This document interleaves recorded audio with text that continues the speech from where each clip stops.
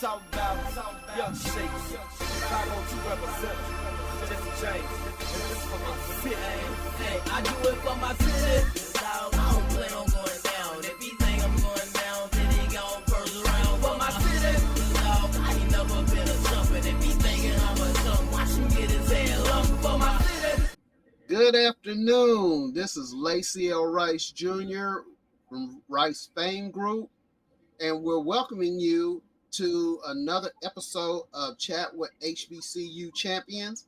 This is season 4, and today's guest is head coach Brent Leiba from Howard University.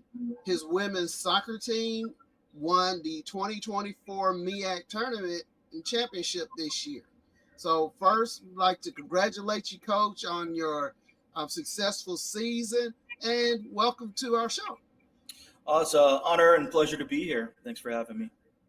Yes, sir. Yes, sir. Well, we're glad that you're here, and we want to get right into it. We want to know all about you.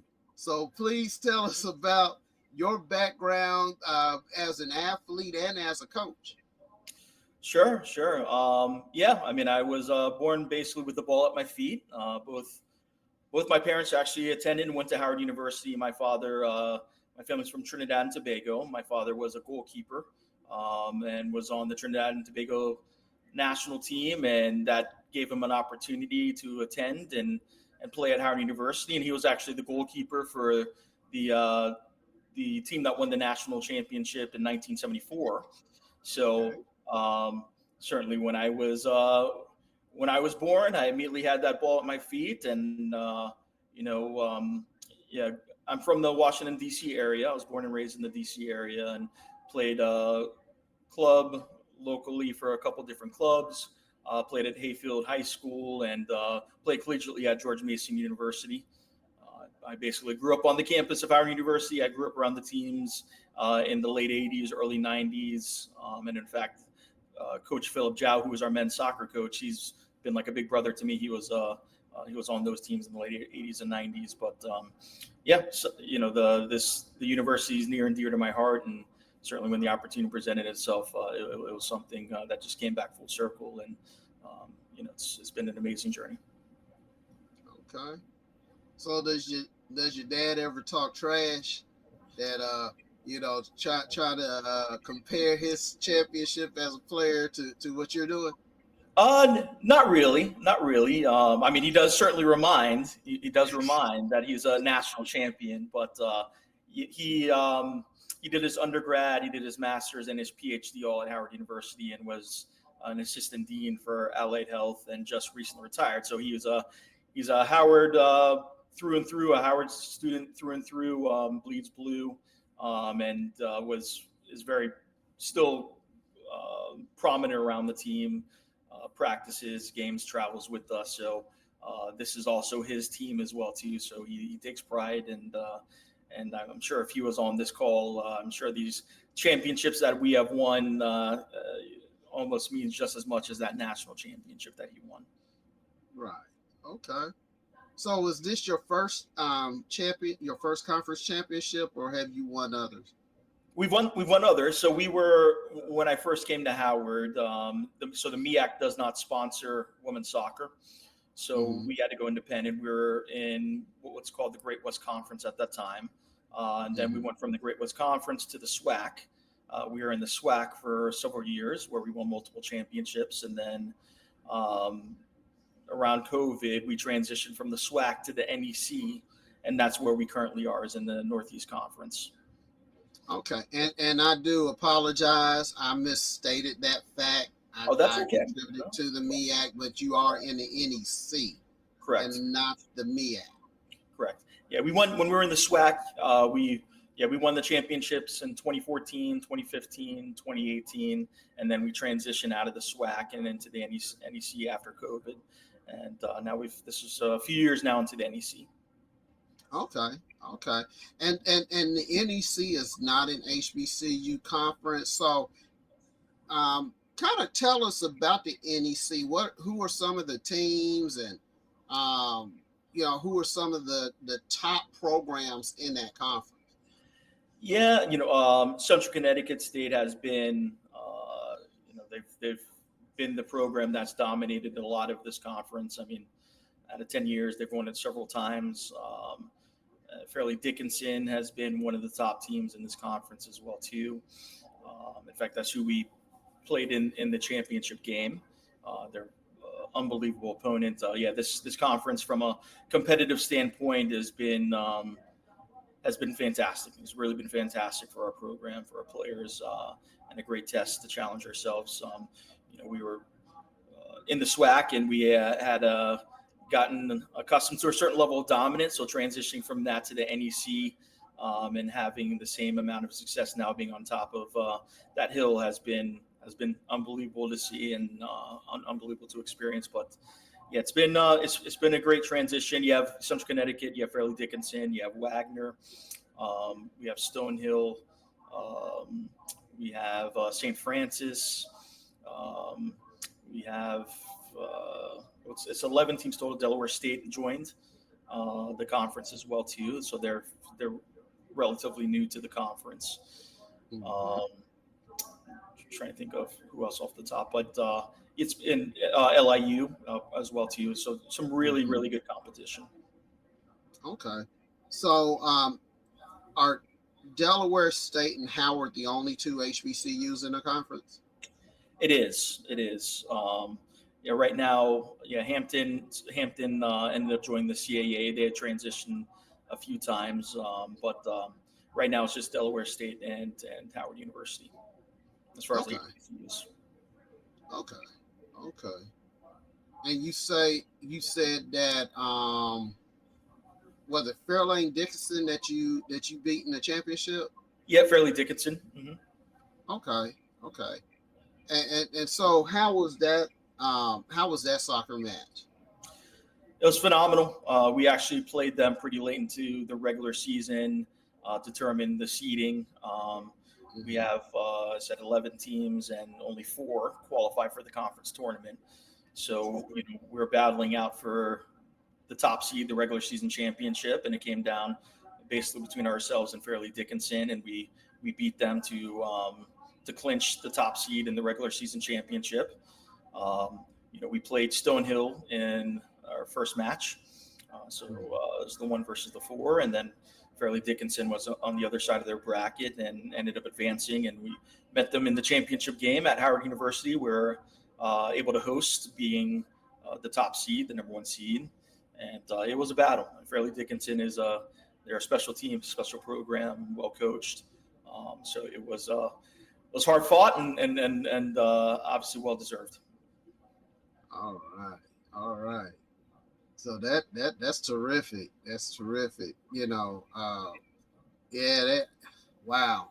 So out of 11 programs, only 4 get to advance into the postseason. Correct. Yeah. So it's very, very competitive, and I would say even into that last week, there was probably 7 programs that were battling out for the 4. It's a very, very competitive conference. It really came down to the wire for the seeds. Okay. So let's transition over to your season. Tell us a bit about your season, how things went, who some of the top teams who you played against were. Yeah, we purposely scheduled a tough non-conference slate. We played some really, really top competition. We're very fortunate because in the DC area, there are a lot of top institutions and programs. So we have the opportunity when we can, whether that's in the preseason or regular season or even in the spring, to get some great competition to help prepare us for conference. But we played the likes of George Mason University and George Washington, the University of Richmond. We played University of Virginia, who's a perennial, top 10 program in the nation. So we really, played some tough competition, and that really prepared us for conference play. And I would imagine that that probably helped you when it came to seedings on the national. Yeah, it certainly helps. As far as if you have a chance at not the automatic but the at-large bid, those type of criteria will certainly help as far as the level of competition and the RPI. Okay. So going into the NCAAs, who did you face? We ended up playing Duke. So Duke was the number one overall top seed in the NCAA tournament. Unbelievable experience. Very. I coach youth soccer as well too, so it was a fun experience because I have a few players that played for Duke, and their coaching staff are good friends of mine as well too. So it was a tough game for us. It ended up, we were 2-0 at halftime, and I think at halftime we were, as a staff looking at each other saying, well, we have an opportunity to make history, so let's go for it. And credit to Duke because they, coming out that second half, they really ended up taking control of the game, and we ended up losing the game. But all in all, what a terrific experience, and an honor and opportunity to play a program like Duke. Okay. So yeah, that's something that I've talked to several coaches about in the past, is how, for whatever reason, the NCAA just always seems to decide that our HBCUs have to play the top seed in whatever sport. That we don't get the 4 or 5 seed, or we don't get these other seeds, even though I guess you would be classified, if it was basketball, you would be a mid-major. Correct. And so, but there are some mid-majors who have had like 6 seeds and 7 seeds and things like that. But it seems that we always get like the 16th seed or something like that going against the number 1 in the opening round. And so I know there are programs that have successfully upset some programs, but that's just something that eats at me whenever I see these national tournaments. It's like, so what's the difference between and you're in a predominantly PWI conference. So what's the difference between Howard and, I'm just going to throw a name out there because I'm from Kentucky, in an Eastern Kentucky University, or a Howard in a Murray State University?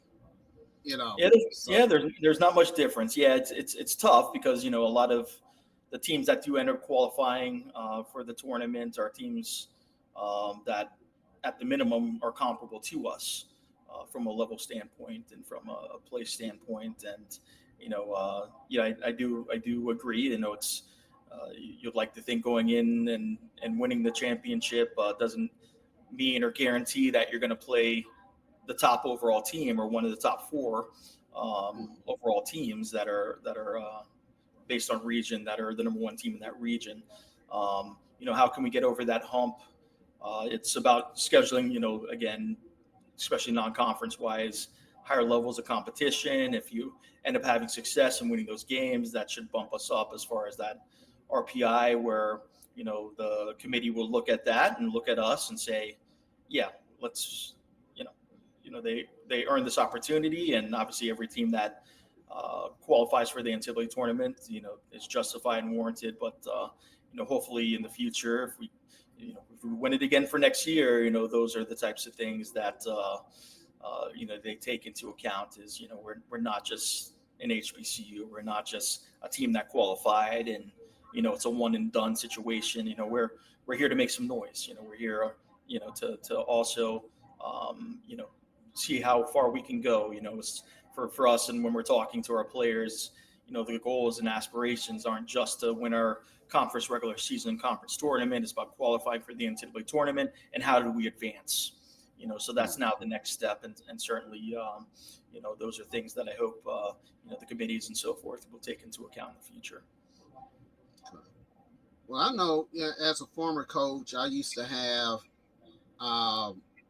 just depending on what program I was with, I used to have former athletes who have won championships to come and talk to my current athletes at that particular time to try to inspire them to go beyond wherever they were at that particular time as athletes, and to realize that, hey, you're in a special program. This program, let's say when I was coaching secondary, this program has won multiple state championships.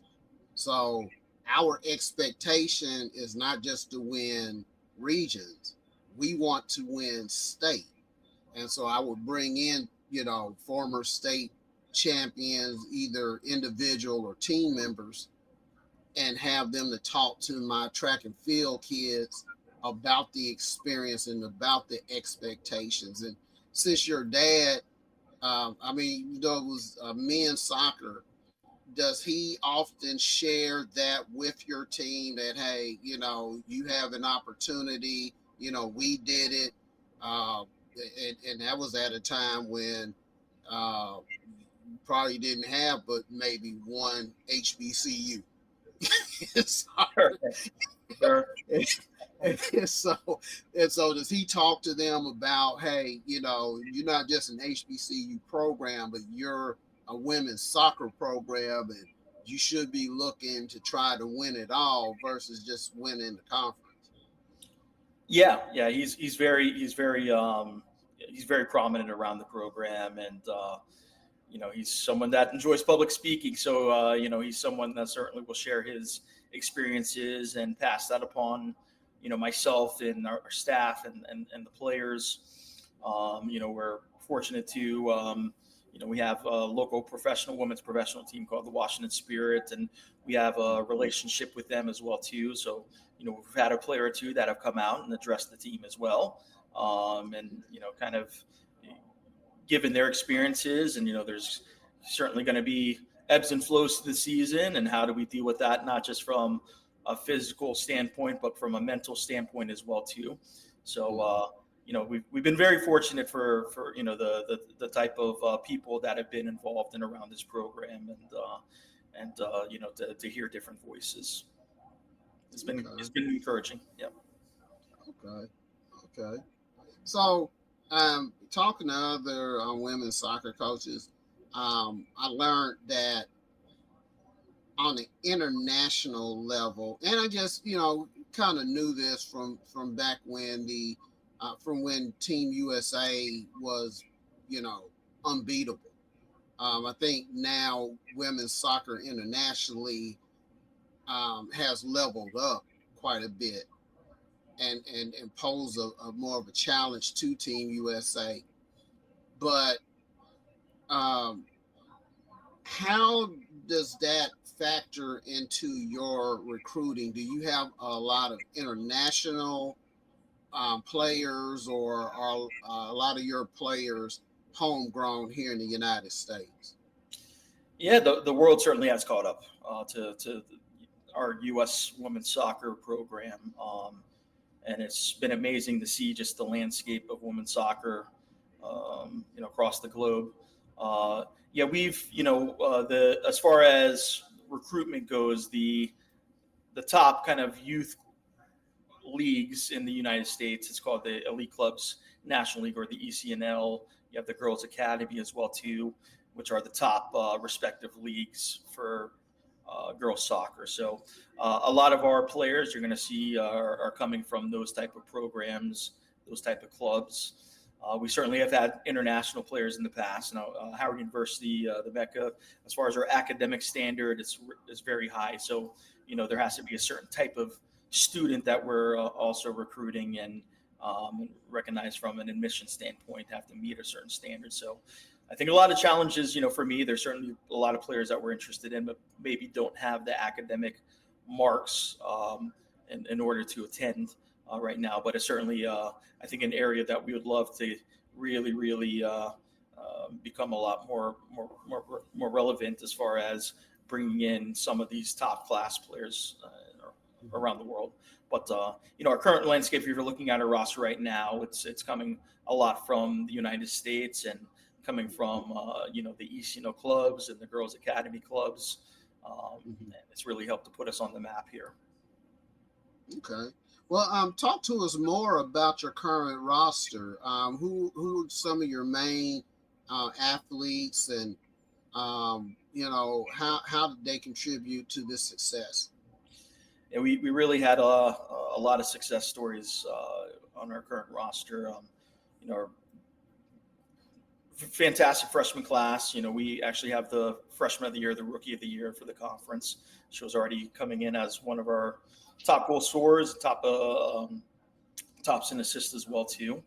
We have, her name is Gabriella Garcia-Torrell, and we have Samantha James, who's a sophomore. She was all conference last year as a freshman, named one of the top 40 freshmen in the nation. And this year, all conference again, and actually was named midfielder of the year as well too for the conference. We have the defensive player of the year. She transferred from University of Georgia, and this past year was the soul of our team.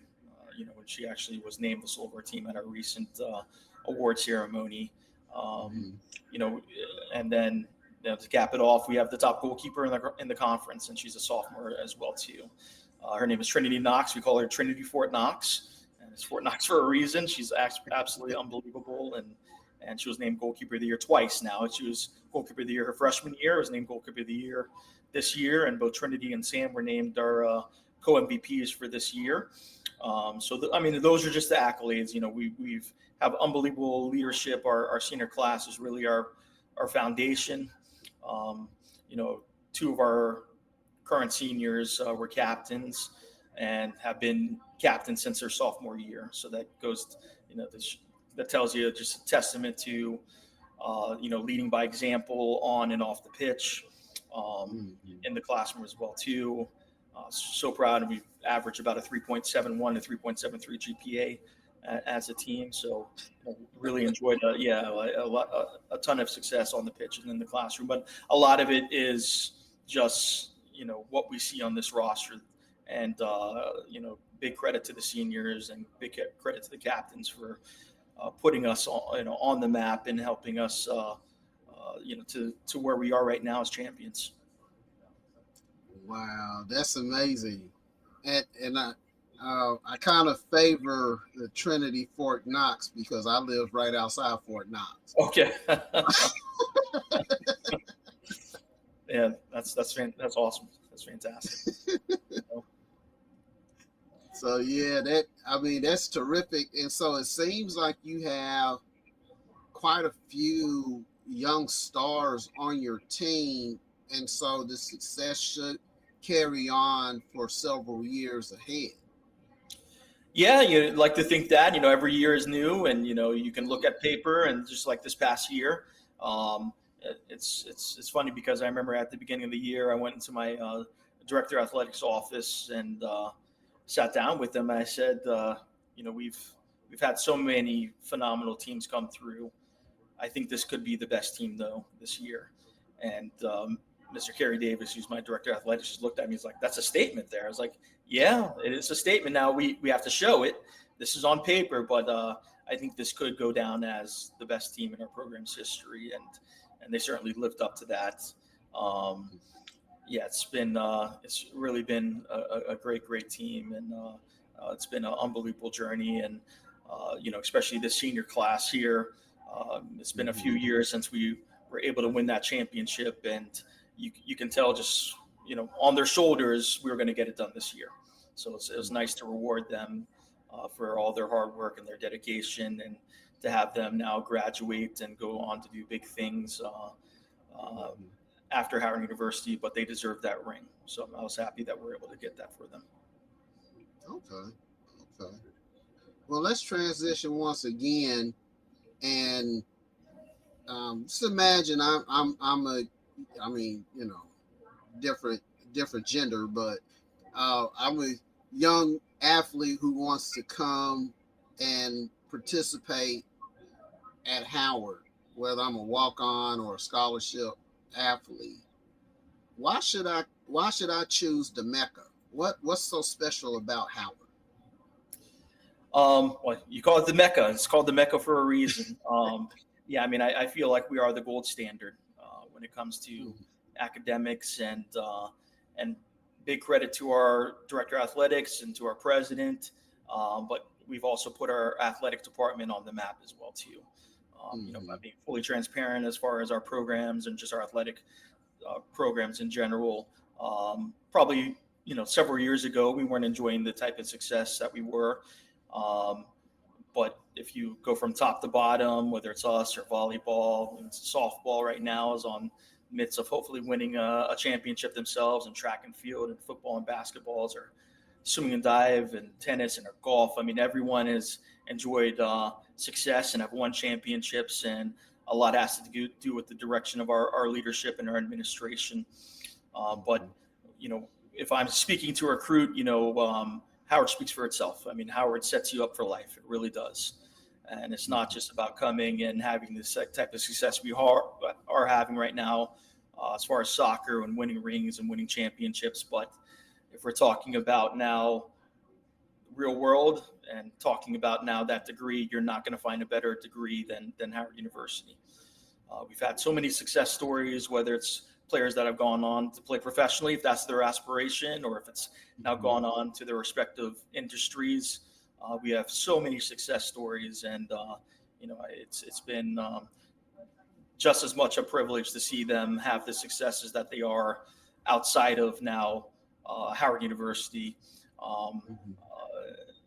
You know, then as well as obviously the success that we've had on the pitch. But you know, really, you know, it's going to be about our standard. It's about now that Howard University standard, and you know what it means to be a Howard student. It's something that, you know, every time I ask my seniors when we're doing our exit meetings, you know, the first question I ask them is, if you had this decision to do over again, would it still be Howard University?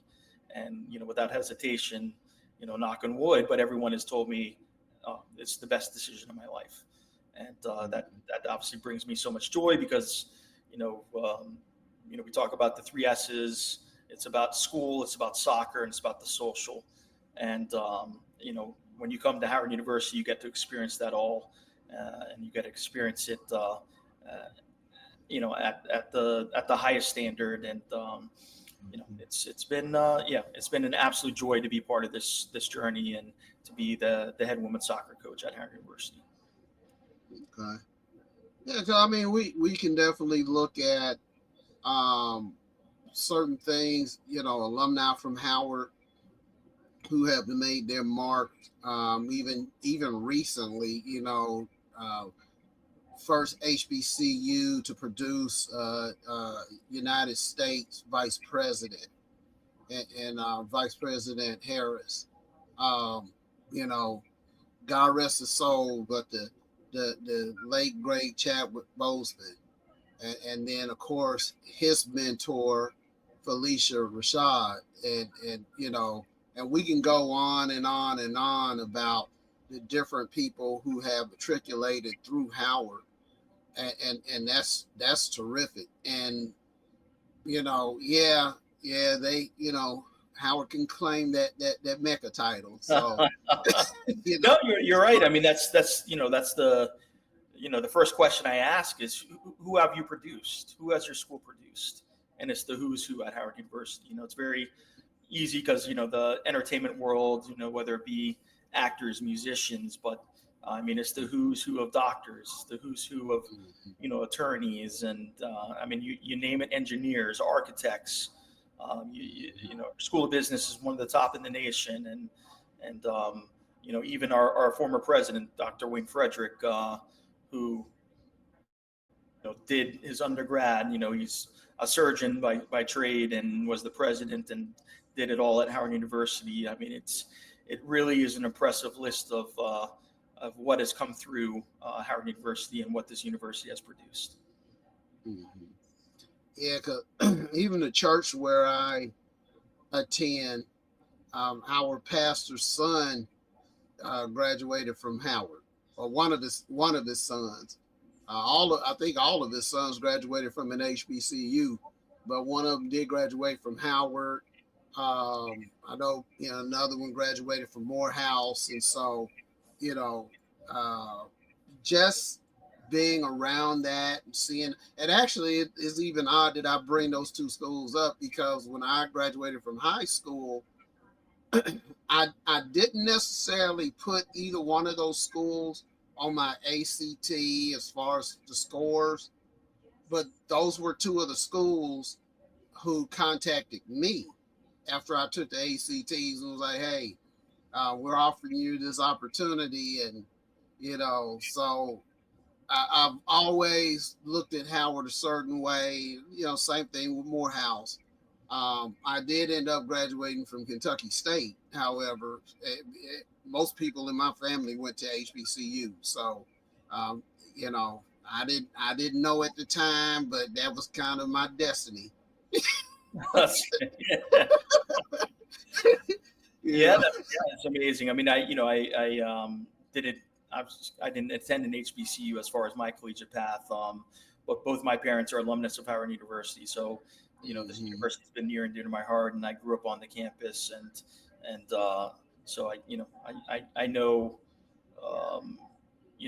I know what a school and an HBCU in particular can do just for your experience, and I'd be lying if I said I did wish I had that experience, seeing my student athletes and just seeing our students in general, and to see what they experienced. I do feel like it's something that I missed with my path, but it's HBCUs and Howard University in particular. It's a special place. It really is. Mm-hmm. Well, I mean, I have degrees from PWIs as well, and so from your standpoint, I hope it's similar to mine. I can always compare, compare the two if I'm talking to a prospective student, who might want to go to a Kentucky State or Tennessee State or Simmons College of Kentucky or wherever. I can kind of give them both sides from being on campus and from, for me being a student, just talk about it. But you're an employee, and you have been able to observe certain things, and I'm pretty sure you can identify a lot of those differences as well. Oh, sure. Yeah, definitely. I think most players that we recruit probably never even thought about coming or attending an HBCU. You naturally we get a lot of interest from those who are always interested in HBCU. But if we're talking from a soccer perspective, if I'm going the soccer landscape, I don't think a lot initially even thought about attending HBCU until we express interest. Then as they do the research, they recognize, okay, like this is something I didn't think I wanted to experience. And I thought from a cultural standpoint, that is something I wanted to experience. But it really is a special it's a special experience, and something, knowing what I know now, something I think I probably would have made a different decision. I made mine purely from a soccer standpoint. When I was being recruited, the head coach of George Mason University was a big mentor of mine. So once he expressed interest, it was kind of a done deal for me. But it was between Howard and George Mason University. But if I had to look up on that back now, I probably wouldn't have just made a soccer decision. I made that life decision as far as thinking about the experiences and the culture, and really embracing that. Mm-hmm. Well, and everyone has to make their own decisions, and especially when it comes to a fit and everything. And that does happen a lot of times with HBCU alumni, that their offspring might decide to go a different route, but that was what was best for that particular person at that time. And I mean, I'm not going to mention his name, but a former a former pro basketball star for the Washington franchise. His dad graduated from Kentucky State. Okay. And so, I mean, he doesn't play for Washington anymore, but he's still in the NBA. And I said his dad played for HBCU, and so you got to have your own path. And, Sure. and my beliefs are that God allows us or has us to take a certain path for a certain reason. And so, once again, you having played at a PWI, you can actually kind of tell your athletes, hey, at a PWI, the atmosphere or the climate is like this, especially if you do have a lot of athletes of color. It's like, you go into that PWI and most of the other people of color you see there are athletes. They're not general students. Versus coming here where you are experiencing a lot of your, similar peers and you're being exposed to Black excellence, especially at Howard. Yeah, correct. Yeah. When it comes to, I guess, soccer itself and the demographic of it, most people of color are the minorities, so whether it's their club experience, they're one of if not, the only person of color on their team, and their high school experience is the same. So I think a lot of times a person of color doesn't immediately think of an HBCU because it's not what they're accustomed to. So I know for us, we're now in a position where we put ourselves on a map where people are now automatically thinking of Howard University as a school, as a soccer program. But there are some that, we've expressed interest in, and maybe at that time it wasn't the type of fit they were looking for, but they go to the PWI, recognize it's not the experience that they thought it was going to be, and all of a sudden now they enter the transfer portal, and now Howard University is where I want to be. That's the experience I want. And, we've been fortunate to have a few of those student athletes that have, maybe gone that direction to start off with, but have now made that direction and are now attending Howard University and excelling and experiencing what Black excellence is. And the wild part about this is that you just mentioned something very important, that here in the United States, you might be, if you're a athlete of color in soccer, you might be a minority. However, if you go out onto the international stage, you are the majority. And so, I've visited an African country before, Botswana. And when I was there, we did some work at an orphanage.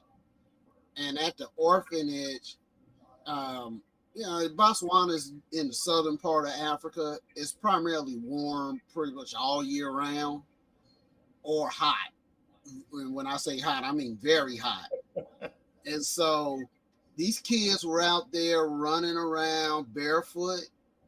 I guess the soil was kind of like a clay. It was kind of red and dusty. There was wild cotton growing. But these kids, when they were actually, we introduced kickball to them. They had never played kickball. They played soccer and they played volleyball, even though they didn't know the volleyball rules. So we introduced the volleyball rules to them as well. But playing kickball, and then when we didn't, when we weren't in charge of them, watching them just kick around soccer ball, they were doing that barefoot. They didn't have any shoes on. But they were kicking these balls. Puts things in perspective. Yeah, just puts things in perspective. Yeah, certainly. It certainly does. Yeah. Yeah. And so that, And actually, one of the members of our team who went there, she actually played. She was playing at that particular time for University of Louisville's women's soccer team. Okay. And so, and she was from Canada, but like I said, we just got to experience all of that, and it was a terrific experience. It kind of opened my eyes. I watch the World Cup when it comes on, and see all these African countries out there, and pretty much almost every country in the world is out there playing. But when you really think about it, it's like you have all these African countries, all these Caribbean countries, it's just so many people of color. That's their major sport. It is. It is. It is. I mean, it's been amazing just to see the advancement. We had made the comment earlier that the world is catching up, and it's great to see that these countries and these federations are really starting to put the resources into the women's side of the game. The men's side has always been pretty prevalent and has had a lot of success throughout the world, but now the women's game is really, really caught up, and a lot of it is due to the fact that you might have players interested in the sport and wanting to excel and develop, but they just haven't had the resources. Like here in the U.S. The type of opportunities that you have here in the United States. A lot of these countries don't have, like you said. These players didn't have shoes or cleats on their feet. So that really puts things into perspective. But it also warms my heart to know that we are in a much better position and place where there are those resources and opportunities for these players, and and hopefully these players that could also lead to them becoming Howard University women's soccer players. Right. And the wild part about this is that our first interview this season was with another HBCU women's soccer program, and they're also in a predominantly PWI conference. However, that head coach is from the United Kingdom. She's from the United Kingdom, and so she was talking about how she really didn't have a lot of opportunities.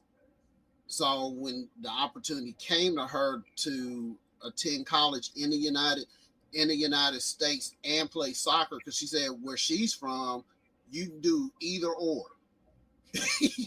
you cannot go to school and play soccer because the universities don't have soccer teams. So either you can go to the university or you can play soccer, but you can't do both. Yeah.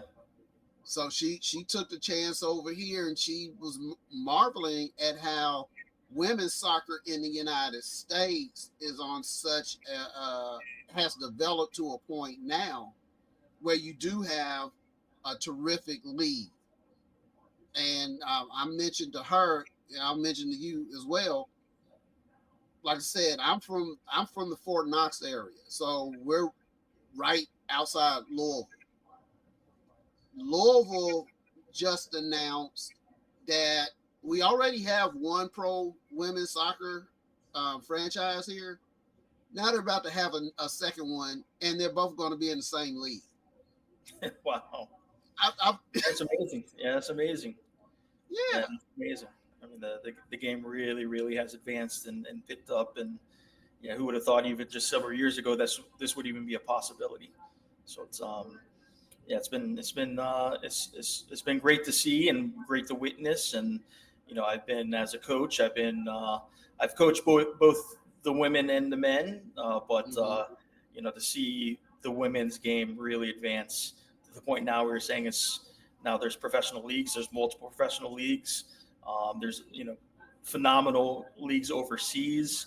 The women they have just as many opportunities as the men, and for top class leagues, organizations, And just 10, 15 years ago, that probably wasn't even a possibility. It was, I'm coming to school 4 years and then I start my job, and now it's been amazing to see that these players also, if they're of that caliber and you have aspirations of playing beyond college, that is there for you now. So that's been awesome to see. And it's been awesome to see some of our players put themselves in position to go play professionally. Okay. Now, have any of your former athletes also transitioned over into coaching? Yeah, actually, quite a few have, and I'm a few of our even outgoing seniors that plan on doing some post-grad things, whether it's at Howard University or in the Washington, D.C. area, they still want to stay in that mentorship role. So, they want to come back and give back to our program, whether that's helping out with operations or, just helping out with the team as volunteer coaches, assistant coaches, but a lot of them have even talked about getting involved in the youth soccer clubs in this area and opportunities there. But yeah, we have players that are coaching high schools right now, coaching the respective youth teams as well too. And, that's been great to see, not just the opportunity to go play, but also to coach. And a lot of our players, leave Howard not just with obviously the excellence and that degree and going on to do big things, but also the knowledge when it comes to this game to pass that along, to pass it forward, and to teach that next generation. Okay. So have you been able to benefit from maybe any of your former players sending their mentees to you? Yeah, we have an incoming freshman for next year that she grew up idolizing one of our players. One of our players, she transferred from the University of Pittsburgh to us and was one of the top players in the New York area. Was a phenomenal futsal player as well too. And, this was a player that went to her high school and ended up breaking her records and all that. And she was like, I want to follow in her footsteps. I want to come and make my mark. And our former player was one of the first ones that contacted me and said, Brent, I got a player. And if you like my game, you're going to love her game. And that's how the recruiting process started with her. It was one of our former players reaching out and saying that, I have a player that I've mentored, a player right now that I think will come in and excel and have the impact just like I had. Wow. That's always great to hear. And, especially that's a testament to you that you left such an impact on your athletes, that your athlete is like, hey, you should try, my former coach and our the program there, because like I said, I'm a former coach. I always wanted my athletes to go to programs that I trust and with coaches who I trust. I didn't want to send them to a program where I didn't really know anything about the coach, or I've heard bad things about the coach and things like that. And so, that's great. That's, like I said, that's a testament to you and the impact that you've had on your former athletes' lives. Yeah, I appreciate that. Sentiment. That's a big part of, what we talk about as far as our student athlete experience. Not just about excelling on the pitch and in the classroom, but it's about the culture. We preach family environment and preach about being good human beings, and for us, that's the complete student athlete that we look for at Howard University. And I'm privileged to say that there's so many ambassadors that we have in this program, where when I'm meeting with them, that's what I think. That's what I think of. Like, yeah, when I think about what is the symbol of this department? What is the symbol of this women's soccer program? There's so many candidates that I can just go down our roster and be like, yes, yes, yes. And I appreciate that sentiment that, players, even though they go and, they're doing phenomenal things, this program and this university is still near and dear to their heart. And that's even part of their way of giving back of, if they're involved in the game as a coach, a mentor, one of the first things they think of is you need to go to Howard University. You need to play for the soccer program, because I know what I experienced. I know the type of success and impact I had, and you can have that same experience. So that means a lot. That's a big part of, why we do what we do. Okay. Well, one of the things that impresses me about Howard is that Howard, in a way, seems to embrace or take care of its own. And I say that from the standpoint that a lot of people who I talk to who are there had some type of tie, whether they were students themselves or, like in your case, relatives of alumni.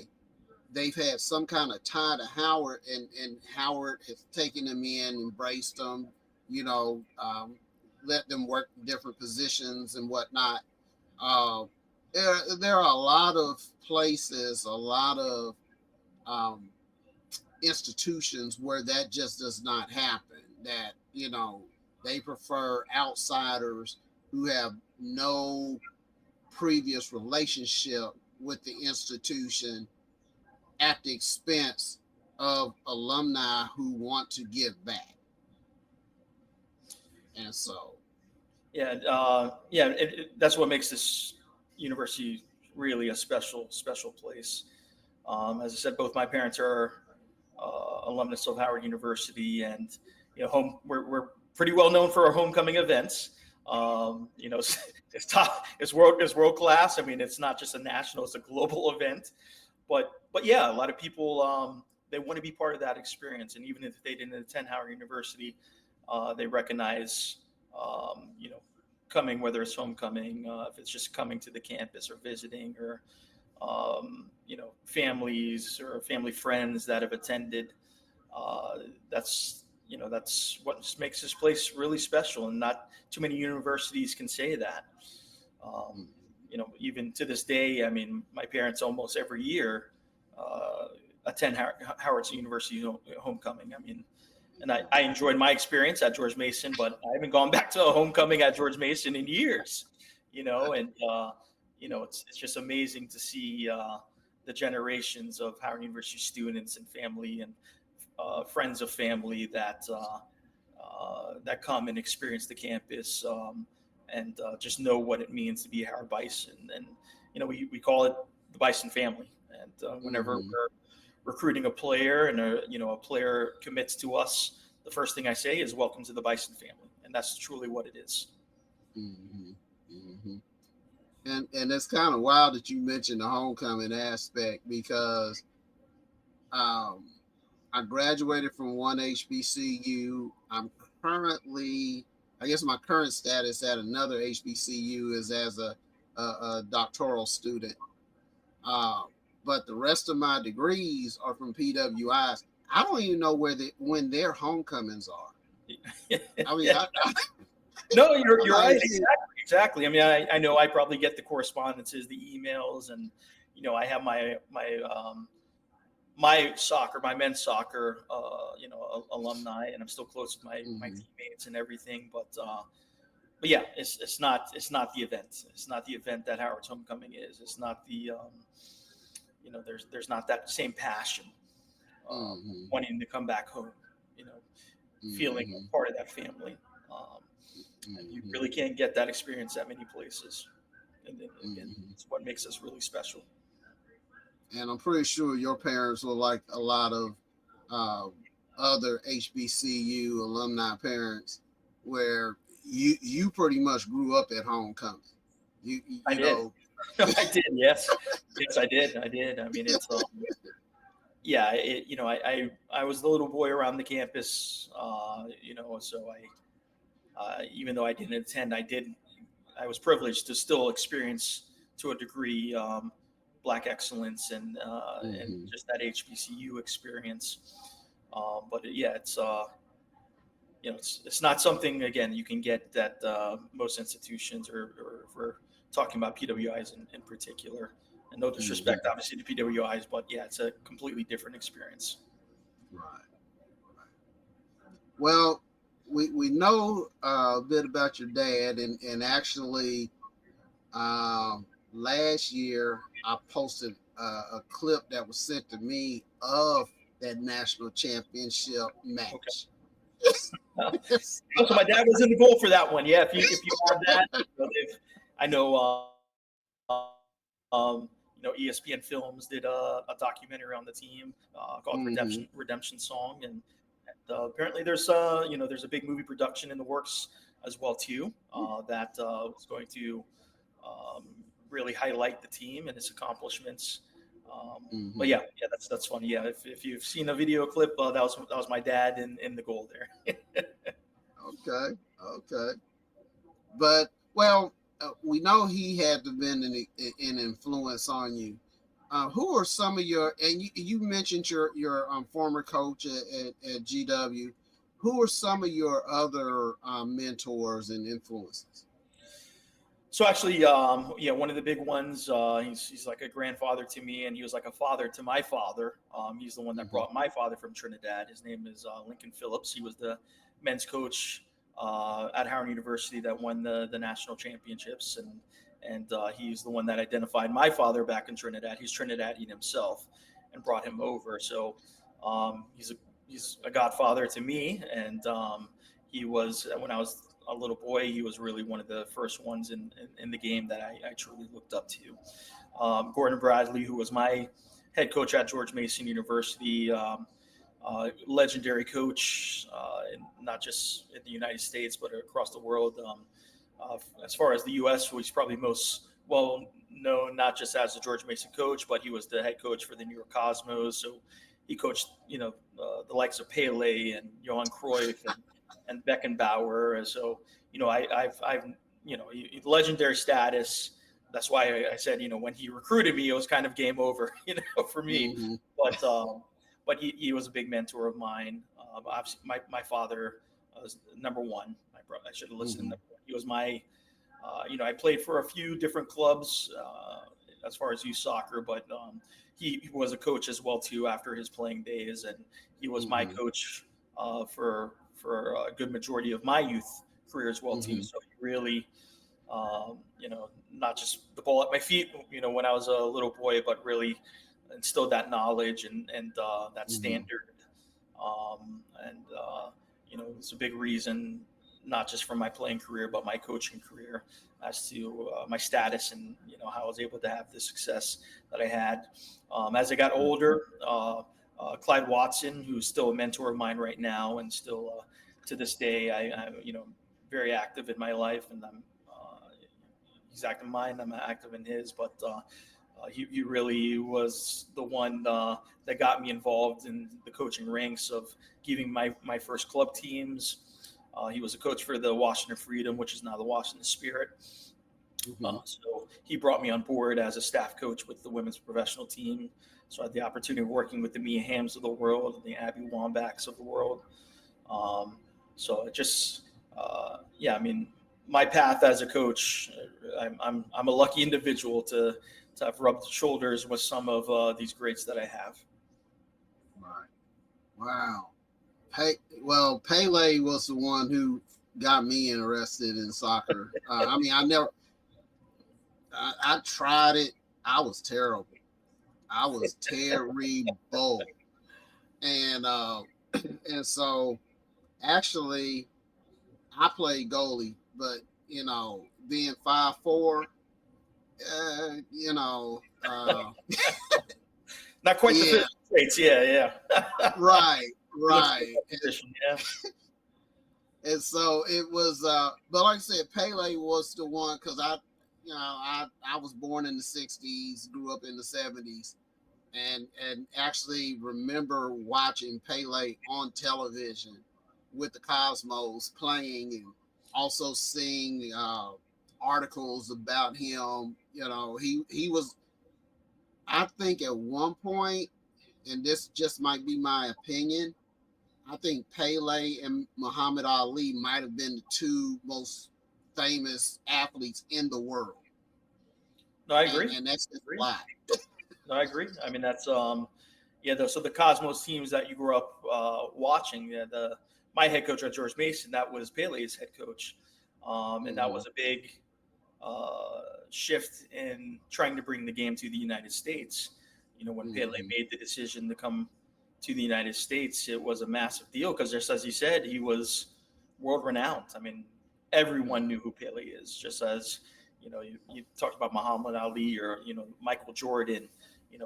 Pele was in that stature, and he's always going to go down, even for these types of generations that never have seen him play. And maybe have the opportunity to see highlights of him, but everyone knows who Pele is, regardless of what generation you are. So, we've been I was fortunate, even though I didn't have an opportunity really to watch Pele in my youth. I was around a lot of mentors and individuals that really brought his game to me, and made me just a big factor and reason for my love for the game and my growing passion for the game. Right. Wow, that's amazing.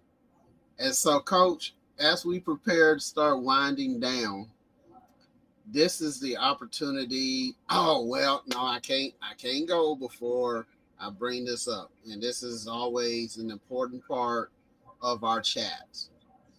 The phenomena that has happened probably over the last 10 or so years has been the mental health aspect on student athletes. And so how do you handle that in your program or in the Howard Athletics program? Yeah, well, from a professional standpoint, we have the resources for our student athletes. So, just as you said, it's become, it's become something that's become very important in the athletic landscape to have those type of resources. And, we have our own sports psychologists, we have our own hospital at Howard University. So as far as the professionals, and if it's something where you need that support, it is there for you. But from a day-to-day basis, is something that we continue to preach.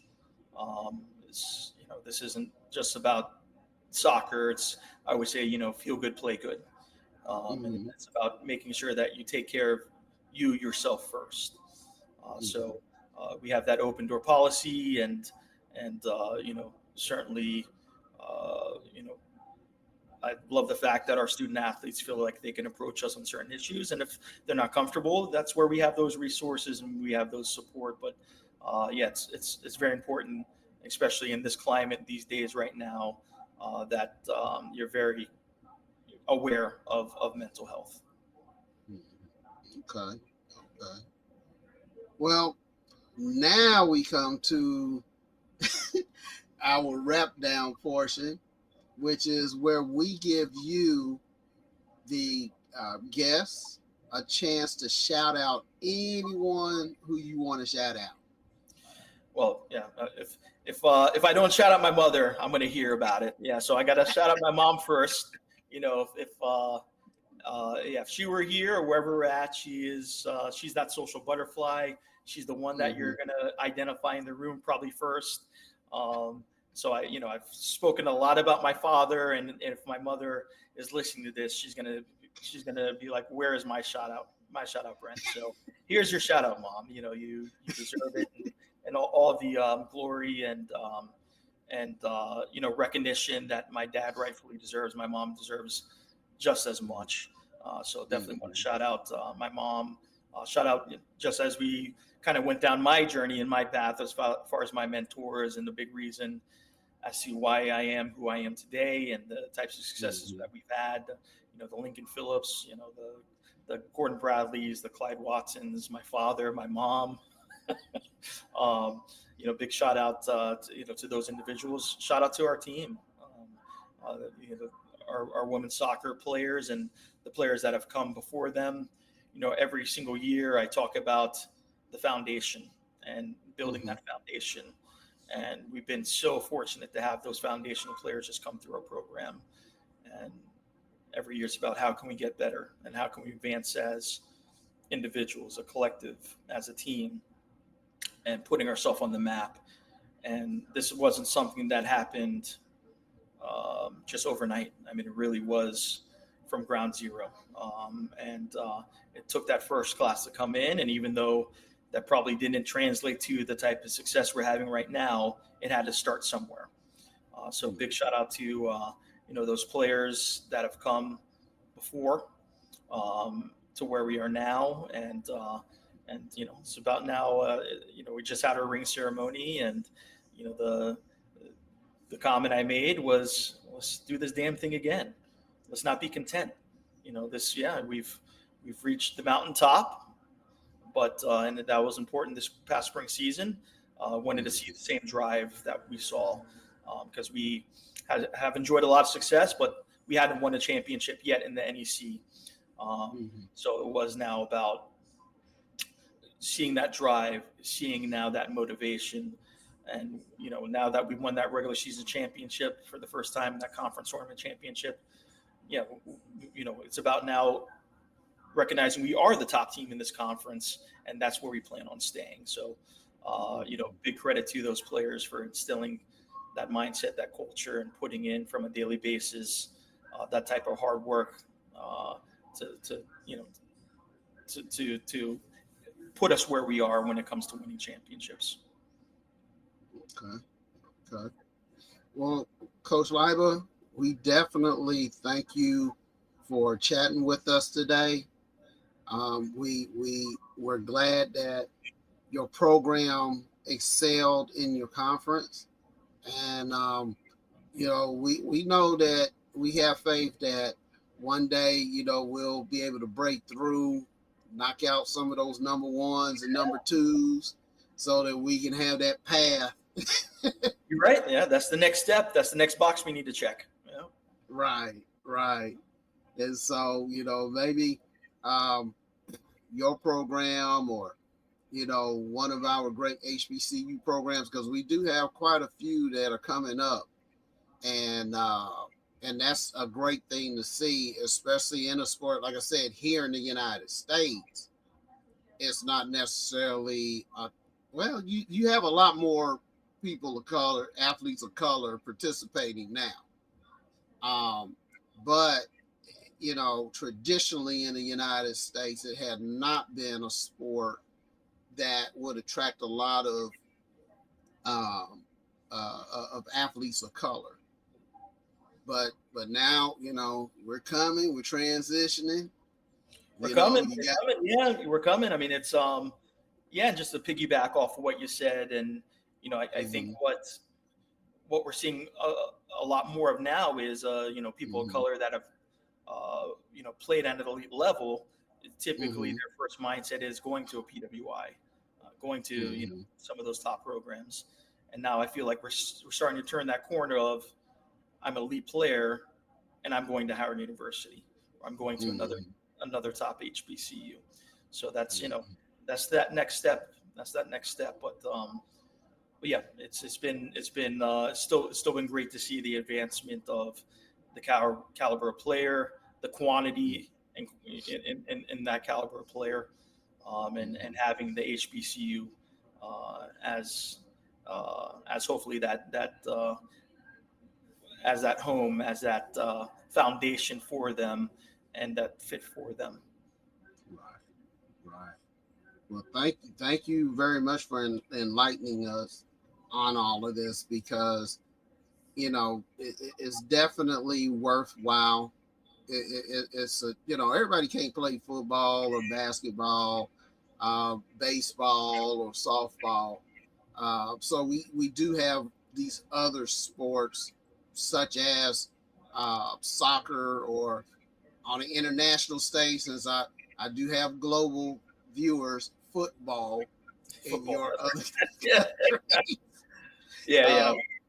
So you know, like I said, we definitely thank you for enlightening us and letting us know more about the sport and especially here and at Howard, and you know, your next steps.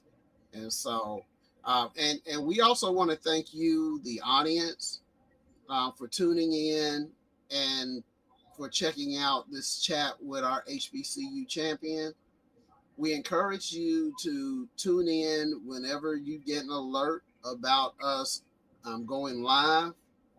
We ask that you please like, share, and comment on our videos so that we might continue to present you with the best in HBCU athletics and with all of the champions that we have that you might not have known about before, because we have a lot.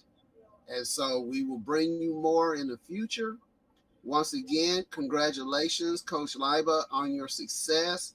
And for you, the audience, please have a blessed weekend. Yeah. Now I'm talking about young shakes. Chicago to represent. Just James. And this for my city. Hey, I do it for my city. I don't plan on going down. If he think I'm going down, then he gone first round. For my city, I ain't never been a jumpin'. If he thinking I'm a jump, watch him get his head lump. For my city, I don't plan on going down. If he think I'm going down, then he gone first round. For my city, I ain't never been a jumpin'. If he thinking I'm a jump, watch him get his head lump. For my city, cause I feel like I love her so much, like I owe her so much for supplying her touch.